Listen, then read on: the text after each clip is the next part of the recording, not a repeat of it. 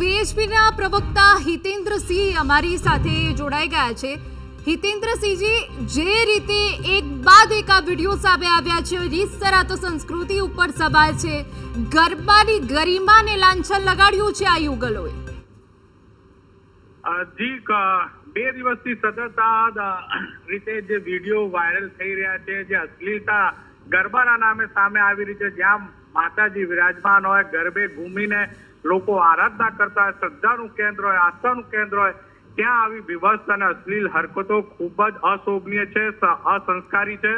એને અમે વખોડીએ છીએ। 2 દિવસથી એના માટે અમે પ્રયત્નો પણ કરી રહ્યા છે, અવેરનેસ પણ કરી રહ્યા છે કે આવું ના થાય। પણ જે અત્યારે ફરીથી એ વડોદરા યુનાઇટેડ ગરબામાંથી ફરી જે પ્રકારે વિડીયો આવ્યા છે, અને આપના માધ્યમથી જ અત્યારે મેં સાંભળ્યું કે યુનાઇટેડના જે ઓર્ગેનાઇઝર છે એ ઉદ્ધતાઈ ભર્યું જે જવાબ આપી રહ્યા છે, એ ક્યાંક ને ક્યાંક પોતાની જવાબદારીથી તો છટકી રહ્યા છે, ક્યાંક ને ક્યાંક આવી પ્રવૃત્તિને ઇનડાયરેક્ટ પ્રોત્સાહિત પણ કરી રહ્યા છે એવું અમને લાગે છે। તો હું આપના માધ્યમથી આ જવાબને વળતો જવાબ આપું છું।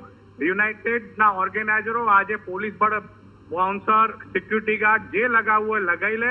આજે બજરંગદળ તેમના ગરબા નહીં થવા દે। જો આ જવાબદારી નું ભાન ના હોય અને જવાબદારી સ્વીકારતા ના હોય, ભૂલ સ્વીકારતા ના હોય, એવા કોઈ ધર્મના નામે ધંધા વિશ્વ હિન્દુ પરિષદ કે બજરંગદળ ચાલવા નહીં દે।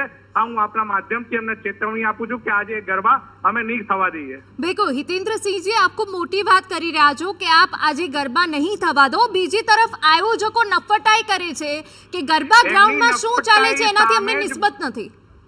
બેન, એમની નફટાઈ સામે જ બજરંગદળ આ કરશે। વિશ્વ હિન્દુ પરિષદના જવાબદાર વ્યક્તિ તરીકે હું આ કહી રહ્યો છું। જો એ જવાબદારી લેવા માટે તૈયાર નથી, ભૂલ સુધારવા માટે તૈયાર નથી, જો એમને સહેજ પણ પોતાની ભૂલનો એ નથી, તો એના માટે ચોક્કસથી હું આ મોટી વાત કરી રહ્યો છું, મને ખ્યાલ છે।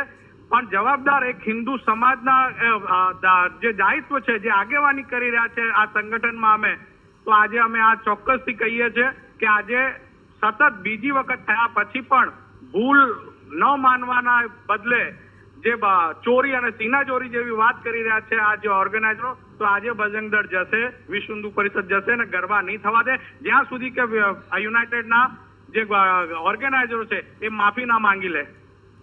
બિલકુલ, આભાર અમારી સાથે વાત કરવા બદલ। તો આયોજકો ભક્તિના નામે ધંધો કરે છે, ભક્તિને ધંધો માને છે, પરંતુ હવે મોટા સવાલો થાય જો વારંવાર આ પ્રકારની ઘટના બને। શા માટે ગરબામાં અસંસ્કારી હરકતો કરે છે યુગલ? આ સૌથી મોટો સવાલ છે। શા માટે નવરાત્રિની ગરિમાને વારંવાર લાંછન લગાવતી ઘટનાઓ બની રહી છે? માતાજીની આરાધનાના સ્થળે અશ્લીલતા કેમ? આ સૌથી મોટો સવાલ એ યુગલોને થાય જેઓએ આ પ્રકારના વિડીયો બનાવ્યા છે અને પોસ્ટ કર્યા છે। આખરે યુવાઓને થયું શું છે?